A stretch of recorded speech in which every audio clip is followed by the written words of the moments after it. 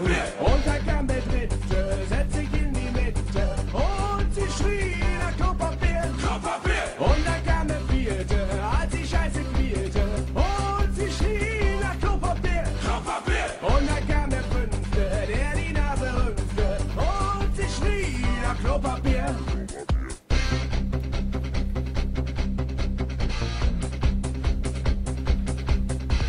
Und dann kam der Sechste, als sie Scheiße kleckste und sie schrie nach Klopapier. Klopapier. Und da kam der Siebte, der die Scheiße siebte und sie schrie nach Klopapier. Klopapier. Und dann kam der Achte, als er Weichen krachte und sie schrie nach Klopapier. Klopapier. Und dann kam der Neunte, als die Scheiße schäumte und sie schrie nach Klopapier.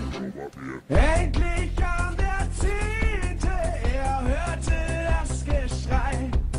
Er brachte das ersehnte Klopapier herbei.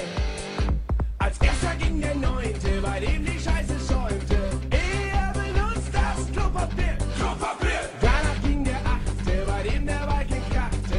Er benutzt das Klopapier. Klopapier. Dann ging auch der Siebte, der die Scheiße siebte. Er benutzt das Klopapier. Klopapier. Und dann ging der Sechste, bei dem die Scheiße kleckste. Er benutzt das Klopapier. Verschwand dann noch der Fünfte, der die Nase rümpfte. Er benutzt das Klopapier. Klopapier. Dann ging noch der Vierte, bei dem die Scheiße quielte. Er benutzt das Klopapier. Klopapier. Dann ging auch noch der Dritte, er saß noch in der Mitte. Er nahm das letzte Klopapier. Klopapier. Dann blieben zwei Gestalten aufeinander walken und sie schrien nach Klopapier. Ja, mach weiter. Wenn du meinst. Kriegen wir das noch gefaltet irgendwie?